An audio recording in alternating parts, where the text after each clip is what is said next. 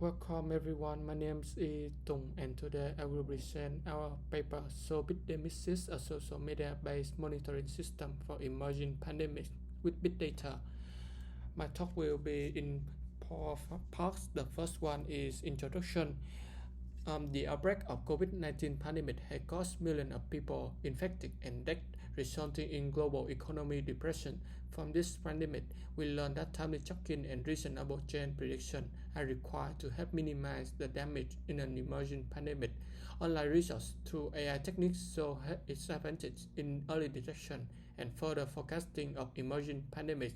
For example, a related research showed that peak of workshop volume on pandemic was 20 days before official warnings.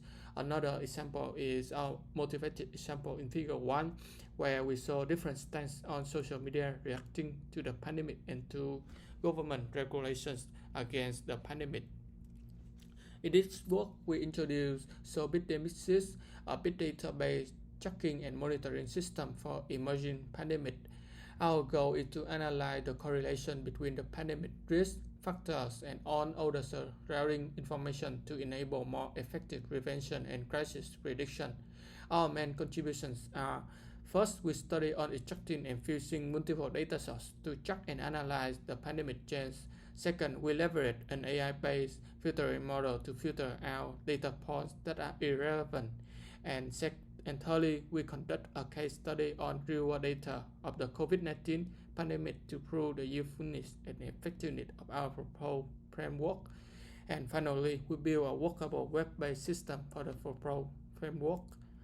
And in the second section, I will talk about our main method, including our architecture of SoBigDemicSys. The architecture includes 6 different components grouped into 3 main phases. The first phase, crawl and index data, where we try to do data cleansing, extraction, and merging through available APIs and open sources in the most open way so that it can be applied directly to new discovered data source or to another pandemic. And in the second component, the data analysis component, it combines the standard statistical analysis with the deep learning methodology. These methods are utilized to model and analyze the pandemic change and controlling variable. And finally, a live interactive dashboard is created in the data visualization component, connect through the data start monitoring component of the third phase is the monitoring phase. The third component named data monitoring, including the 2 main modules. The first one, data source monitoring, performs data monitor and live update where data source related to the topic of interest, for example, COVID-19, are automatically crawl and update to the database, followed by a new analysis. And the second component helps update user interaction to the data analysis component. And our 3 main data sources are: the first one is COVID-19 statistic data, comes from Johns Hopkins University, a research work from them with 490 data points from the 1st of August 2020 to November 30, 2021. And the second data source are the COVID-19 government response and regulation data, where we use the stringency index data. It is based on 9 different indicators, including school and university closings and restriction on travel between cities. And the last data source is social media data, where we collected tweets from 243 users in a total amount of more than 5,000 tweets to analyze. And from those data to forecast an individual and cumulative impacts on pandemic risk and change, an LSTM-based neural network architecture is leveraged. LSTM is a type of recurrent neural network which allows for modeling multiple loops of connection between the past and future information. Moreover, to analyze stance on user-created contents, we build a binary classification model to predict the relevance of tweets to the pandemic of interest. And those deep learning models is placed in the data analysis component. In the experiment section, we carry out 2 experimental study. The first one is analyzing stunts on user-created contents, where we build a binary classification model to predict the relevance of tweets to the pandemic of interest and to see how users change interest over time and its impact. We have 5,600 tweets from 243 users, among which 400 are labeled as related to COVID-19. The tweets are labeled as related to COVID-19 or not for our classification task, and we apply 3 different models. The first one is a bidirectional STM. The second and third based on both tweet a pre-trained transformer model on a large amount of tweet data, and 2 line and 2 classifier head. The first one is sequence and the second one is fully connected layer. And the experimental results show that the third model, the one based on both tweet and fully connected, performed best. And here we log 3 main metrics, but the most important one is AUC score, because our data is highly imbalance.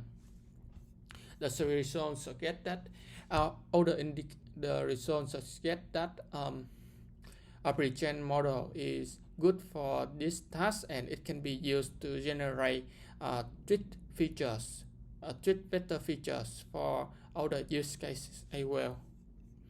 And in our second experimental result, it is forecasting future statistics for checking the evolution of pandemic. We evaluate 3 variants of the forecasting models for different focus. A baseline model uses the COVID-19 infected case and hospitalized case from COVID-19 statistic data along as input, and the second model named stringency has an additional input variable representing the stringency index, and the third model named internal movement use information on record restrictions on internal movement between regions instead of stringency index. We use the first year data, 360 data points for training, and the last 90 data points for evaluation. And the results here suggest that other indicators contributing to the stringency index may not be a good factors for the effect of government response to the evolution of the pandemic, and we need to use other ways to collect the government reaction to the pandemic instead of this index. And moreover, we perform a demo for 2 case study. The first one is to is pandemic monitoring. The key component of the user interface is the predictive result from the regression model. So in the 2 graphs in the third component in this figure, and we have 2 input widgets. The first one is to choose the start date and end date of prediction, and the second one is to choose the level of regulation. The level of regulation can impact the future change of the pandemic. For example, a stricter regulation can reduce the number of future cases. And our second case study is on comparing the impact of different changes of different regulation level. In this figure, we have 2 levels of regulation, the normal and stricter, to compare, and we can see that the green line with the normal regulation has a lot of new cases compared to the stricter regulation scenario. And in conclusion, we presented SoBigDemicSys, a monitoring system based on big data to track and monitor emerging pandemics. We conduct extensive experiments on the COVID-19 pandemic as a case study.